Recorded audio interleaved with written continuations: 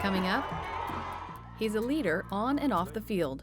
I just have a passion and desire, and I know that deep down, I have a reason to be playing football. The discipline and determination that fueled Cherokee Nation citizen Mason Fine through another record-breaking football season as one of the top 5 high school quarterbacks in the country. And a different kind of Friday night lights. Dad would always go down the creek with some of his buddies, and they would bring back stringers of fish, and it's something that we always wanted to do until we were old enough and Dad could trust us. He'd always told us that if you can gig anything with this, then you'll be a good gigger. We go hunting for crawdads in Cherokee country and learn about gigging the old-fashioned way. And she's the playwright behind Nanyehi, the story of Nancy Ward. But Cherokee Nation citizen Becky Hobbs' multifaceted music career has a story of its own. Alabama has recorded 3 of my songs. Conway Twitty had a #1 with I Want to Know You Before We Make Love. George Jones and Loretta Lynn, Glenn Campbell and Emmylou Harris, quite a few country artists. The Cherokees. A thriving American Indian tribe. Our history.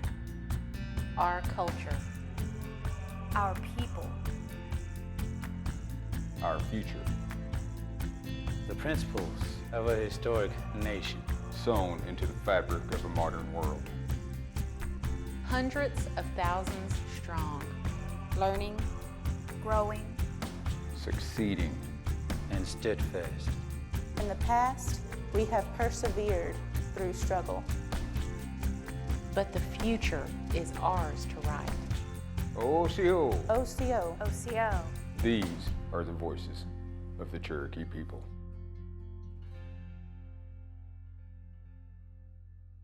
I'm Principal Chief Bill John Baker. Osiyo, and welcome to the Cherokee Nation. We're so proud to share our stories with you. Wado. Osiyo, it's how we say hello in Cherokee. Today, we take you from the football field to the stage to a creek in rural Oklahoma as we introduce you to 3 unique Cherokee Nation citizens.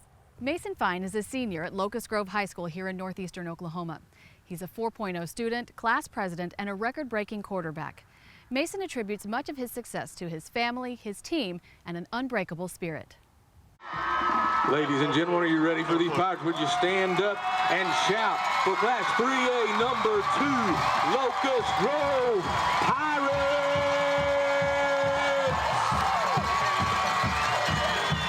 And for your Locust Grove Pirates, your team captain will be number 9, Mason Fine.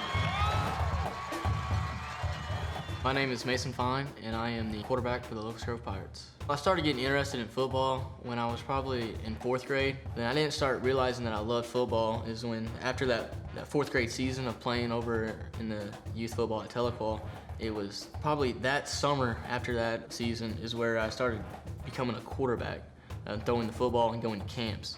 And most kids don't like going to camps and maybe not putting in work or learning, but I loved learning the game of football, and becoming a better player is probably when I just realized that I want to be the best player I can be. He's the best high school quarterback I've ever seen, and I've been doing this for 24 years now. Mason's just special because a lot of quarterbacks can throw, a lot of quarterbacks can run. He can do both those, but he doesn't make mistakes, and he studies the game so much. His 5,000 yards last year was impressive because no high school quarterback had ever thrown for 4,000 in Oklahoma. He threw for 5,000, but he threw for 71 touchdowns. And it was a new state record. It was almost a national record, everything. But he only threw 6 interceptions with that. But that to me is what is impressive about Mason as a football player. Just he doesn't make mistakes in the way he runs an offense. You know, when he was growing up, throwing the football around out in the yard, you never really expected. You just wanted him to be able to throw the ball well, and he wanted to play football, and I just wanted him to be good at it. It really started taking off when his freshman year. He actually started as a receiver on the varsity squad, so he started playing early on, and we knew he kind of had a knack for throwing the ball. We have a competitive drive, competitive nature, so I just kind of think it kind of came in his genetics. He kind of grew up with that. I think it's just going out and being the best you can be. Go 100% at something, why do it 50%? Now that I'm still in high school and I'm a quarterback, and it's just I want to go out there and be the best quarterback I can be for my team. And if that's putting in film, then I watch film. If that's staying late and throwing with the receivers, then that's what it takes. But I think that comes from when I was younger. My parents just raised me to go out there and try my hardest. And I think that brings out the competitive nature. And then now I just want to be the best player out there. And this past year, his junior year just kind of just blew up. We just, you know, we never expected the records and the awards that kind of came along with it. And the media attention that came with it. And, you know, I think the first major one was probably Gatorade Oklahoma Player of the Year. And that was just, we just astonished, you know. And then the Channel 8 Ford Award came along, and then we had the Tulsa World. He got Tulsa World Player of the Year. Oklahoma City, he got Offensive Player of the Year with them, and then and even some of the national media, Max Preps. I mean, he got the small schools All-American. You know, I like to think about, there was a recruiter that came by and was like, how many yards are you gonna throw for this year? I'm like, as many as it takes to win a state championship. Yes, there's been several coaches and scouts and people from around here that have told me, oh, you're a good quarterback, but you're a little bit too small to play big Division I football. But when I've gotten older, I don't really listen to them because I realize that there will be a school that takes a chance on my size. When people tell me I'm too short or too small, I just kind of, now I brush it off. And I'm just like, all right, well, one day I'll prove you wrong. You know, people say me and her's pretty close, me and my sister. She's 11, and you know, we fight like every other sibling. Me and her, she kind of has the same attitude as me. She cares about academics already, and we'll go out and play softball. I know I'll throw her, we'll play catch and just go out there. You know, maybe one day with me tutoring her and with basketball and softball, maybe she'll be a better athlete than me. It'd be really nice to see my sister go on and do better than me. They ask me, you know, what race are you? I'm Indian, you know, I'm Cherokee, and I like to express my heritage. It makes the Cherokee people look good too when they see the how good I'm doing, and I say it with confidence. I love being Cherokee. It's just a really neat thing, and not a whole lot of people are, and I don't take it for granted, and I really embrace it. You know, football won't be there for the rest of my life. I mean, there's gonna be one day where I'm not gonna be able to play football, so I'd like to have that education to draw back on. And my parents have installed that into me, that academics is a really big thing. And now I've grown up, I've understood that, and I take it very seriously. I'm a 4.0 GPA student, and been class president the past 4 years. I just hope to see that he has his dreams and desire to go on and play major in college football. He understands that the end goal is to go to get the education, and that way you take the education, get that degree, and go get you a job, and ultimately just be successful in life. As a kid, my dream's always been to play Division I college. If I go to the right school and I have a good coach that, you know, gets me ready, past college and advance for the NFL, I'm gonna go out there and I'm gonna try. I'm not gonna let my dream die. I'm always gonna pursue and have passion for that dream. And I'm not gonna let it slip through my hands if I have an opportunity. I don't think there's any chance of me getting burned out on football. The past 6 years, it's been 24/7, 365 days. And I'm still in love with it. I was stepping on the first time in 4th grade. I just have a passion and desire, and I know that deep down, I have a reason to be playing football. I'm not gonna let my ability go to waste. When I'm older, when I'm 50 years old, I will still love football. I will go to the games. I will play and catch with other kids, try to make them better. I'll probably be coaching somewhere. I just don't think that desire and that passion will ever leave. I think I'll always be in love with football. Cherokee Nation's tribal headquarters is undergoing major renovations to create more space for the tribe's growing workforce. A 31,000 square foot second story is going up on the west end of the tribal complex. The complex was last renovated in 1992, and with the addition, the building will be about 117,000 square feet. Tribal leaders hope the new space will alleviate congestion for employees, tribal citizens, and visitors. Excluding health centers, the Cherokee Nation employs 2,250 people. Only about 400 employees work in the tribe's main complex due to space. We're doing a second story on the tribal complex, and so it just modernizes our whole image here at the Cherokee Nation Capitol and complex. And right next door to the tribal complex on Highway 62, Cherokee Nation Entertainment broke ground on a new convenience store to replace its existing Cherokee Outpost. The new 5,200 square foot store will feature 16 covered gas pumps, 4 diesel pumps, and CNG stations. The plan also includes infrastructure for charging stations to support the future of electric vehicles. The new Cherokee Outpost is slated to open during the spring of 2016.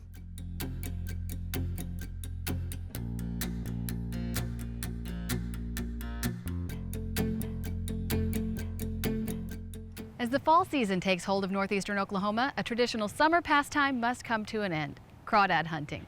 But before all of the crawdads could hide away for the winter, we caught up with a Cherokee family who's been gigging for crawdads for generations.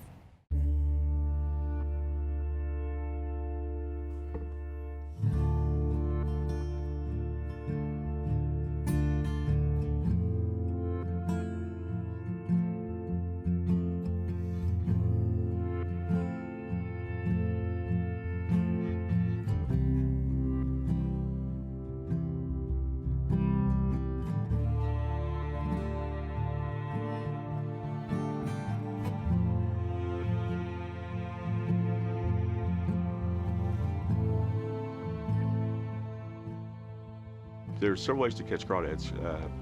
Some of them are by seine, some of them by net, some of them by trapping them, but we have always just used crawdad gigs. You know, a crawdad gig is a metal spear with a wood handle, and we would go down, but most of the time we would go at night, and because the crawdads come out at night to feed. Got him. In my pastime, I love to forge, and I forge fish gigs and crawdad gigs, and you know, I make the whole thing, the head that you spear the crawdad with or the fish with, and then I also make the poles. And growing up, it's something that my dad loved doing. In the summertime, he would come home and he'd say, "Guys, you know, y'all want to go down the creek?" And you know, we never said no, so it was always a treat for us to go down the creek with him and go gig some fish, or you know, chase crawdads, or you know, whatever. And sometimes it was a means to sustenance for us, but you know, we'd have a fish fry, and it itself brought a lot of you know, family times, family get-togethers, and a lot of good times. You know, a lot of times that, you know, I'll never forget. My dad was Hastings Shade. Growing up, you know, we were on the creek a lot. He liked to gig, fish, and noodle, and everybody that wanted to go get fish would come by. And you know, Dad was eager to help everybody, to go with anybody anytime. And Dad would always go down the creek with some of his buddies, and they would bring back, you know, stringers of fish. And it's something that we always wanted to do until we were old enough and Dad could trust us. You know, we would go with him. And one of the first things that, you know, he had a big gig, and we wanted one just like his, but he made us use a little single prong gig with a cane pole on it. And he'd always told us that if you can gig anything with this, then you'll be a good gigger. Half of my dad was my mom. Mom was, and again, she's like my dad. She's very fluent Cherokee. She has her master's in education, her master's in counseling. Yeah, she is the one who showed me the proper way to cook crawdads, and just to make sure that you don't overcook them or undercook them. A big part of us and the health of us has been Mom and her cooking and her meals. It's a big part of our family. The creek has been a big part of our life. You know, I've grown up on this creek here and been a part of that creek. You know, I'm 52 years old, and you know, ever since I was able to walk, we've gone swimming in just summer times and just, you know, family cookouts. You know, it's always been associated with the creek down there. I pass that on to my kids. We go down to this very day.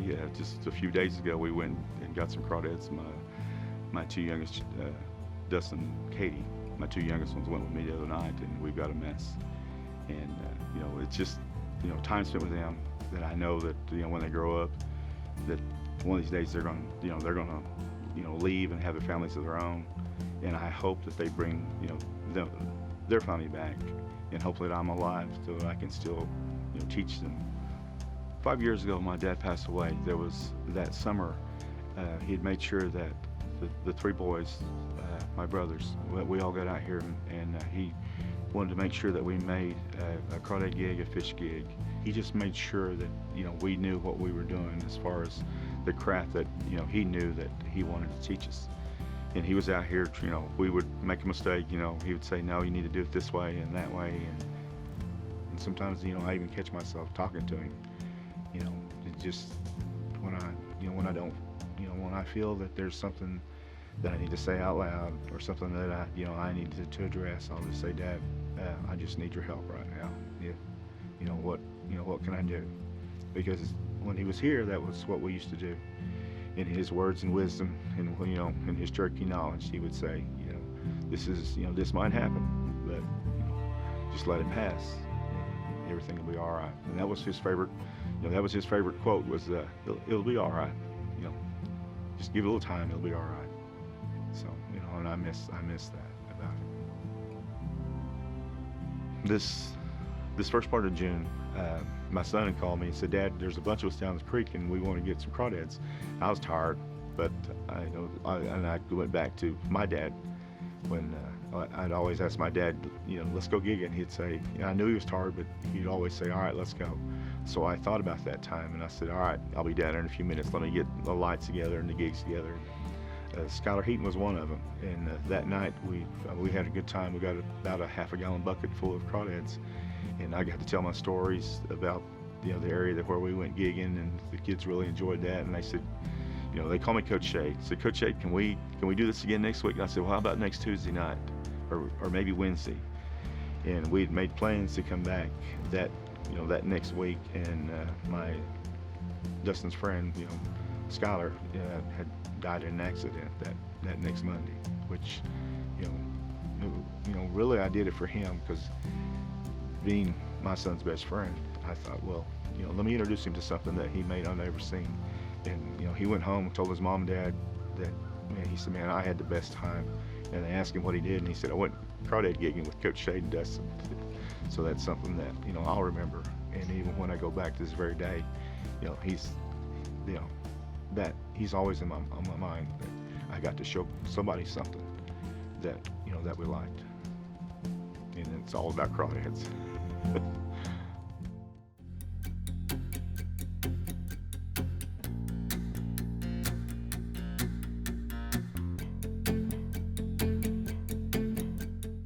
One of the Cherokee Nation's diversified businesses, Cherokee Nation Technologies, is part of a team working to improve hurricane forecasting with unmanned aircrafts, and recently landed its first successful flight. CNT employees were among the many people gathering data as NASA's Global Hawk unmanned aircraft flew at more than 60,000 feet, dropping probes into Tropical Storm Erica in the Atlantic. Data collected on the flight provided hurricane forecasters at the National Oceanic and Atmospheric Administration with real-time, high-altitude information for the first time ever. Cherokee Nation Technologies has 6 full and part-time employees working on a very specialized part of the joint effort, and provides unmanned aircraft expertise and support to many other projects as well. CNT is part of the Cherokee Nation business's family and employs 269 workers around the country.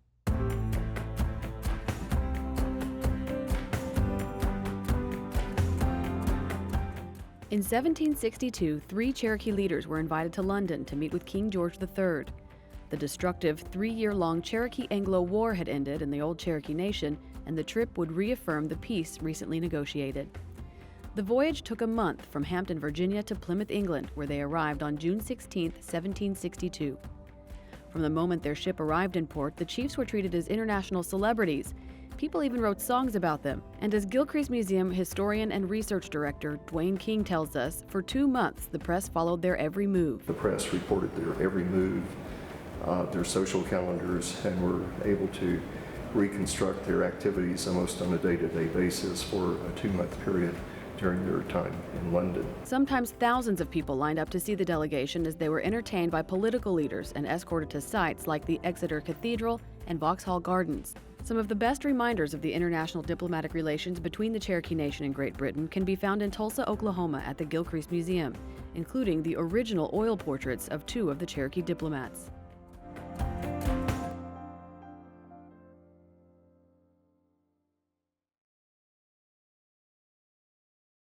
The Cherokee National Capitol building in Tahlequah, Oklahoma has stood for nearly 150 years, and now after being renovated, it should be strong enough for generations to come.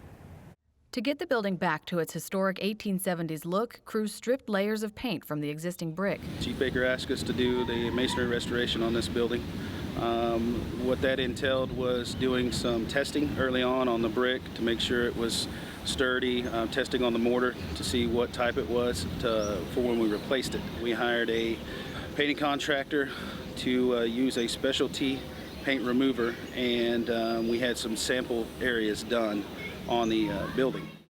All of the old mortar was removed and replaced with new mortar to strengthen the masonry. Plus 2,000 old bricks were replaced with new ones where they were weak or crumbling.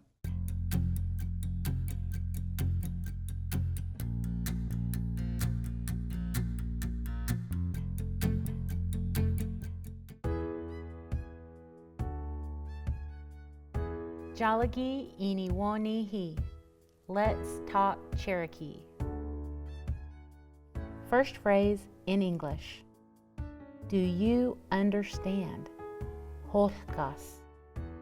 Do you understand? Holkas.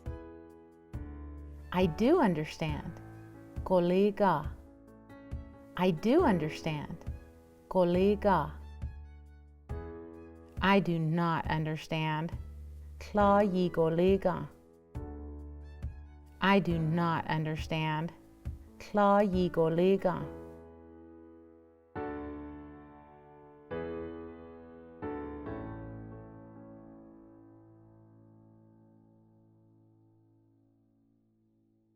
Coming to the stage this fall, the story of Nancy Ward, a beloved woman of the Cherokee.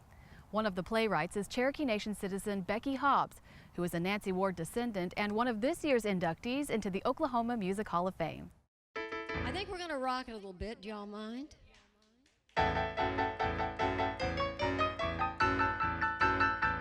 You know, I've written over 2,000 songs, and I've written way more songs than I will ever in this life have an outlet for. Before I could talk. I'm Becky Hobbs. I'm a singer, songwriter, musician, entertainer, and now playwright. I grew up in Bartlesville, Oklahoma, and started playing the piano when I was 9 years old. I had an older sister. When we got home from school, since my mom was gone at work, we'd fight over who got to practice the piano. And we'd end up hovering over the piano bench and hitting each other with our butts, and then we'd start hitting each other with the Baptist hymnal. And she was twice my size, but I always won, so I got to practice more than she did. I just thought back then that anybody could write a song. The songs were there in my head, and I just would sit down and work on them and play them. When I was 15 years old, I started what has now been documented as the first all-female rock band in the state of Oklahoma. A radio station in Tulsa had an all-girl band contest. That band was called the Surprise Package, and we played out of the Tulsa area for a couple of years. I was invited to join a band called Swamp Fox in Baton Rouge, Louisiana, which was all guys. And I thought, you know what, it's time to start playing with the boys. Lewis Anderson and I drove our old jalopies out to Los Angeles, California, and that's when I really started getting serious in the music business. Jeff Wald was married to Helen Reddy, and Helen at the time was one of the hottest female artists on the pop charts. So he took some of my songs to Helen Reddy, and I got a Helen Reddy cut in 1974. That was my first major recording. Alabama has recorded 3 of my songs. Probably my biggest song of all, Angels Among Us. Conway Twitty had a #1 with I Want to Know You Before We Make Love. George Jones and Loretta Lynn, Glenn Campbell and Emmylou Harris, quite a few country artists. I only write a song if it keeps knocking and says, you've got to write me. If I have a great idea and it has to be written, then I pay attention to it and I'll write it. Which is what happened with I'll Take 2 Tens. I'm Oklahoma born and Oklahoma raised. Sean Crittenden sent me an email and said, I have a great title. You know, he's a fellow Cherokee Nation citizen. He's a tribal councilman now. And he sent me the title, I'll Take 2 Tens, you can keep the 20. We wrote it in a way that it's telling it like it is. Andrew Jackson is on the $20 bill, and Andrew Jackson was responsible for the Trail of Tears. This is what he did, and you know, if you're going to give me change, you know, give me 2 tens. I don't want to have anything to do with the 20, because that man on the bill, he ain't worth a penny, so I'll take 2 tens, and you can keep the 20.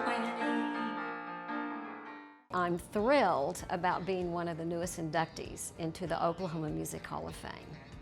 It's been very important to me to come back and forth to Oklahoma and to do what I can for the Cherokee Nation and for Oklahoma music. I feel like no matter where I've gone in the world, I've taken a little bit of Oklahoma with me. I feel like it's probably all the different things I've done in my life and the years and years of making music and writing songs and being out there entertaining. And then, of course, co-writing Nanyehi. I'm a 5th great-granddaughter of Nanyehi, Nancy Ward, beloved woman of the Cherokee. My mom told me this all my life. She'd always say, you know, Becca, you're a direct descendant of Nancy Ward, and then she told me the story about Nancy Ward. Even back then, I knew someday that I wanted to honor Nancy Ward in some way, and I thought I would be recording an album, you know, of songs. I was performing in Bartlesville at the Bartlesville Centennial celebration back in 2007, and I met Nick Sweet. After the show, he came up to me and he said, you know, I know who Nancy Ward is. And we discussed, gosh, let's write a musical. Nanyehi, Nanyehi. The musical is about Nancy Ward's life. It starts at her birth, and there's some childhood scenes. Her cousin was dragging canoe, who, you know, later became a powerful war chief. And then here's Nanyehi, Nancy Ward, who took the path of peace. So therefore we have the conflict in the musical. Nanyehi has a big cast. We will probably have a cast of around 35 this year. I must have been crazy because it is a whole different animal. This musical is something that I was meant to do, and I had no idea when I was starting the little old girl band when I was 15 years old that it would lead me to this. I feel that our ancestors want this to happen, and sometimes the energy is so much that it either excites me so much or it's exhausting at times. But I feel like it is my mission to bring Nancy Ward's story to today's world. Tickets for Nanyehi will be on sale through the performance dates while they last. We've provided a link to the box office website as well as links to Becky Hobbs' music on our website. Just go to Osiyo.tv and click on links mentioned. Coming up next time on Osiyo, Voices of the Cherokee People. 11 Cherokee World War II and Korean War veterans on the trip of a lifetime. Stories from their service and the meaning behind the Cherokee warrior flight. We hope you enjoyed today's show. And remember, you can always watch entire episodes online and share your favorite stories at Osiyo.tv. There is no Cherokee word for goodbye because we know we'll see you again. So until next time, Wado.